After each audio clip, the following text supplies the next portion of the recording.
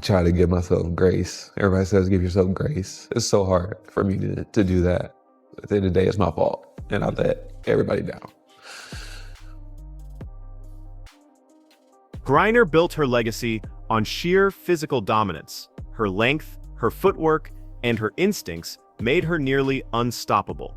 In past playoff runs, she compiled double-doubles with ease.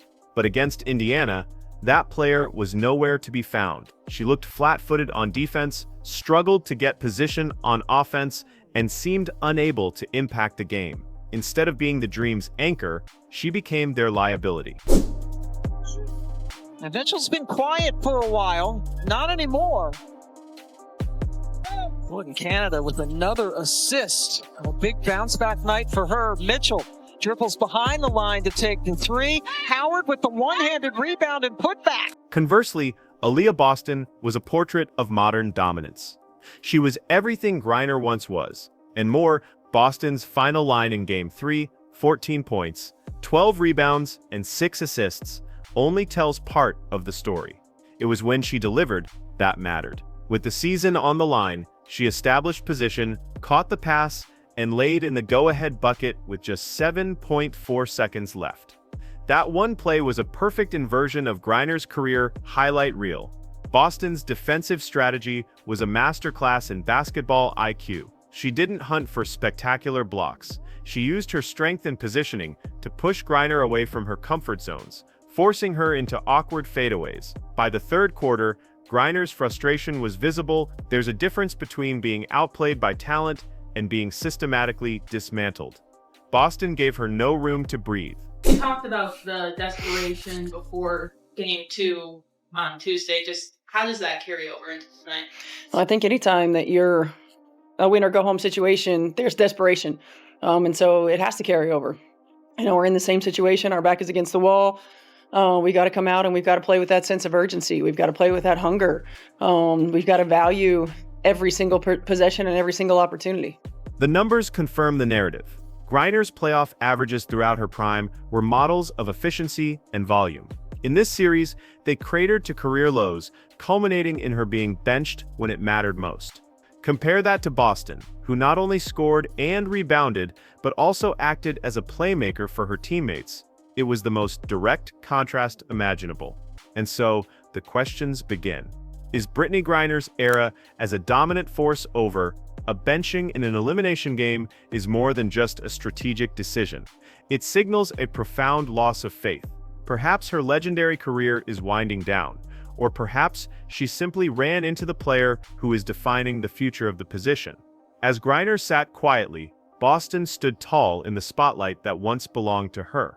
It wasn't just a game, it was a succession. We've just been through so much this season, giving ourselves another chance in Game 3. Emotions are high. This is a group that's confidence has really never wavered. This group has continued to show their heart, their character, night in and night out. I think we all piggyback off each other within our group and our organization. We've been in every kind of situation you can imagine, and we've been able to find ways to put ourselves in position to win, and this will be no different. Somebody has to lose and somebody has to win.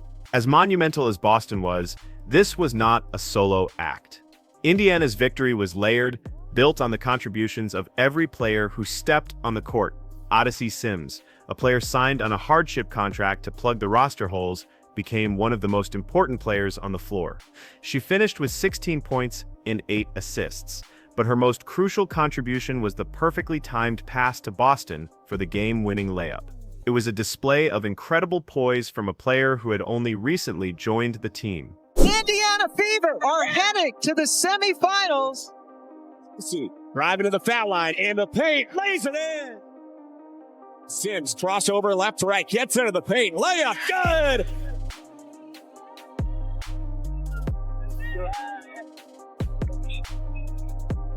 Inside, Boston. Lexi Hull delivered the single biggest defensive play of the night, with Atlanta having one last chance. She anticipated the inbound pass, shot the gap, and came up with a clean steal. Game over. It was a sequence of pure hustle and intelligence that encapsulated Indiana's entire season. Brianna Turner earned her praise as well, providing the defensive grit and thankless interior work that allowed Boston to roam. Add in Natasha Howard's veteran presence, and the Fever had the glue to hold everything together.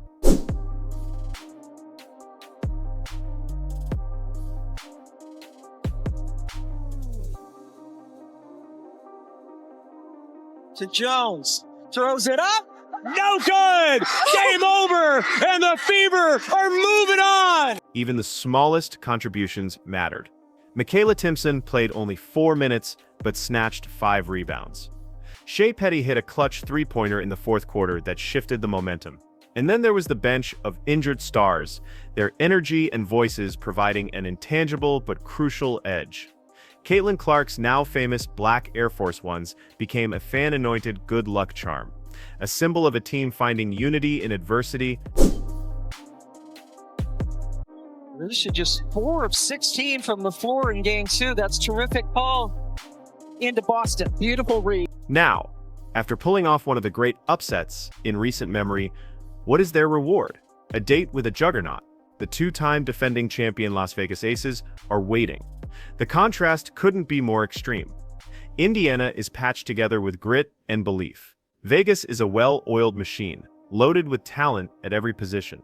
Just last week, they were tested by Seattle, and Aja Wilson responded with 38 points while Jackie Young hit a game winner. That is the world Indiana is about to enter. For Atlanta has not been good. 40%. Maybe a little higher than that, 45. Indiana electing not to call a timeout. Boston almost gave it away. Into Boston for the lead. She hits it. Indiana goes up. Boston gets it. Mitchell is denied, but then Jordan Canada falls. Bree Jones almost gets it, but that's a second defender that's gone down, and Bree Jones. Boston's sensational run now faces its ultimate test against Wilson, an MVP who can dominate on both ends of the floor. The tactical challenge is immense. Against Vegas, every mistake is punished with transition points. Kelsey Mitchell's shot-making will need to be flawless. As Aces coach Becky Hammond bluntly stated, they haven't seen the real Aces yet. It was both a statement of fact and a clear warning. Griner posting up, setting a screen ultimately that Shea Petty ran into. Anytime Atlanta needs a bucket, they look to her, and she's wanting the ball as well with the last. This upcoming series will determine if the Fever's resilience is a fleeting Cinderella story or the foundation of something sustainable.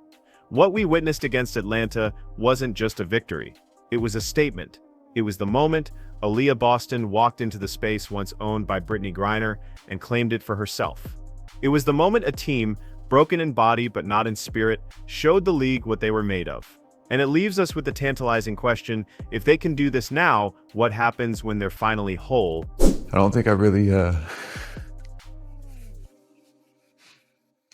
gotten through all the way.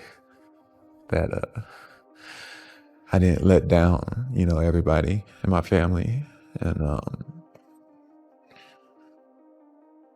it was just, I think I'm still trying to get through that part. Still to this day.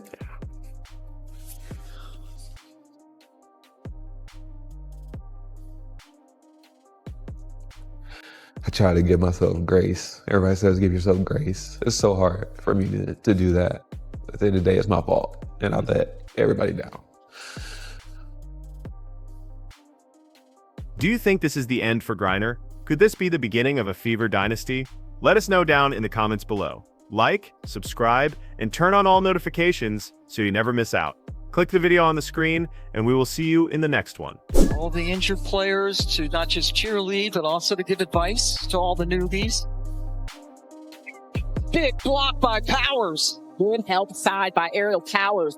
The final buzzer sounded, but the loudest noise wasn't the cheer of victory, but the deafening silence of a legacy in crisis. On the Indiana bench, there was pure elation. On the Atlanta bench, there was a single, gut-wrenching image. Brittney Griner, a titan of the sport, with tears streaming down her face. In the center of the celebration stood Aaliyah Boston, lifting her teammates and an entire franchise on her young shoulders. The Indiana Fever, a team written off and ravaged by injury, were storming into the semifinals for the first time since 2015. And Mitchell, a little bit too strong. Boy, we got some stuff going on here between Aaliyah Boston and Bree Jones, who ended up on the deck.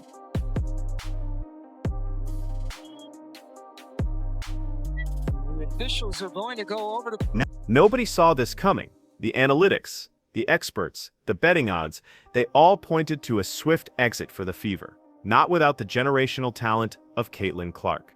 Not with 6 key players sidelined. So how did this beleaguered squad flip the entire playoff narrative on its head? What does Griner's public breakdown tell us about the future of her storied career? And how did Aaliyah Boston so thoroughly dominate a legend that whispers of retirement now follow Griner's name? Just picked up her second foul, so Hillman and Gray each with 2. Mitchell over the Boston screen. And that was tough, her hands. But going back to that ball screen here, little movement in the first part of that screen by Aaliyah Boston.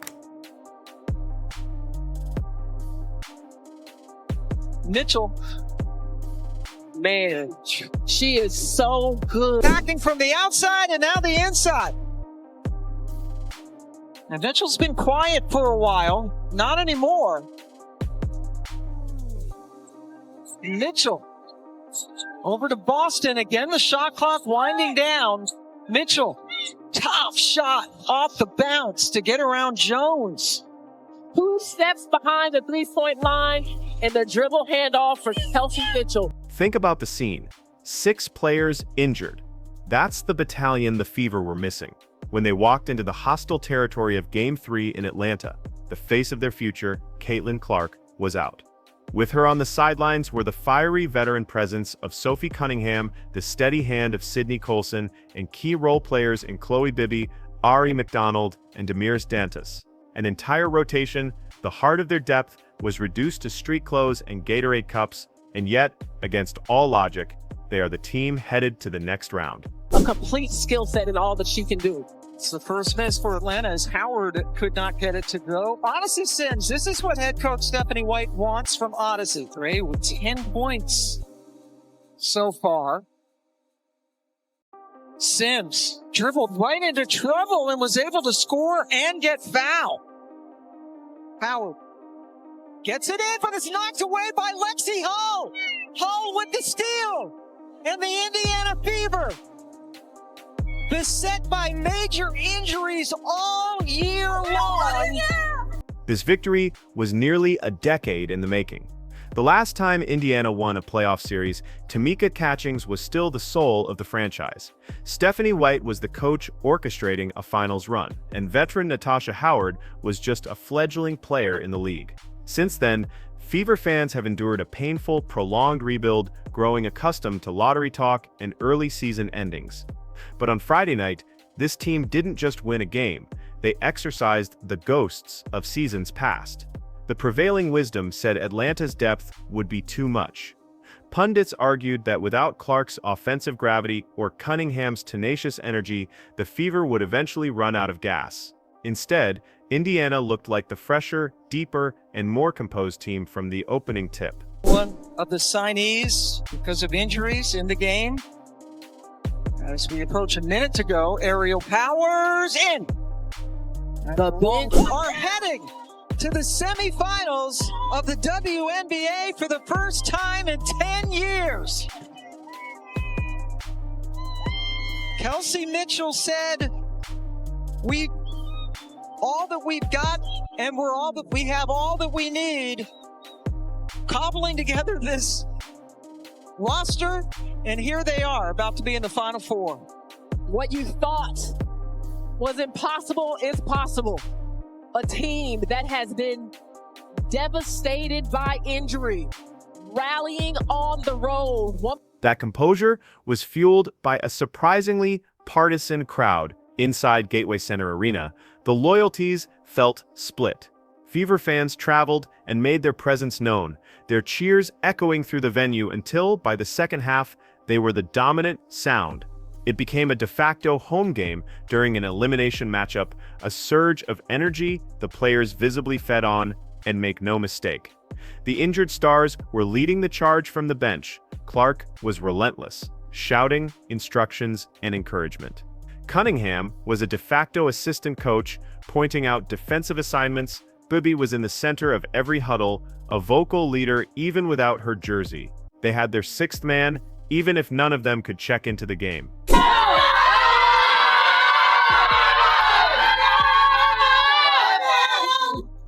Y'all are a tough bunch of. I mean, I cannot even put into words how proud I am. Yeah. It's like the toughness that it takes, like the gut checks that it takes. Like, y'all, it doesn't matter. It doesn't matter because we've been through all of it, right? Yeah. So it doesn't matter the circumstance. It doesn't matter the score. It doesn't matter the time. You always put your best foot forward. You always get to the next play. And it's always someone different. Yep. This victory wasn't just a team milestone. It was a deeply personal validation for its core. This is Aaliyah Boston's first playoff series win. It's also the first for Kelsey Mitchell, the veteran guard who has endured years of losing. The same goes for Lexi Hull, a player who has grinded relentlessly for her spot in the rotation. After the officiating controversies that marred games 1 and 2, this win felt like justice served, not by the referees, but by their own hands. You actually just referenced it twice. It is Indiana. Dropped 2 of the 3 games to them this year, but you haven't seen them since late July. What excites you about that matchup? That they haven't seen the releases yet. They caught us when we were at a bit in turmoil. Not only that, they whooped us one of those stretches. So, you know what? We'll buckle in, hone in where we can, and take care of business. Becky Hammon already said it plainly. They haven't. Which brings us directly to the seismic confrontation in the paint. Aaliyah Boston versus Brittney Griner. This matchup wasn't just a battle, it was a symbolic passing of the torch, played out in brutal fashion. Why was Brittney Griner, a future Hall of Famer, relegated to the bench during the most critical moments of an elimination game? That's the question that shocked the WNBA world. For a decade, Griner was the face of playoff basketball. In the post, she was the matchup defenses dreaded, the force who could single-handedly alter a series with a block or a decisive basket. Yet in this series, and especially in Game 3, her own team couldn't trust her to be on the floor. That fact alone speaks volumes about how quickly the ground has shifted beneath her.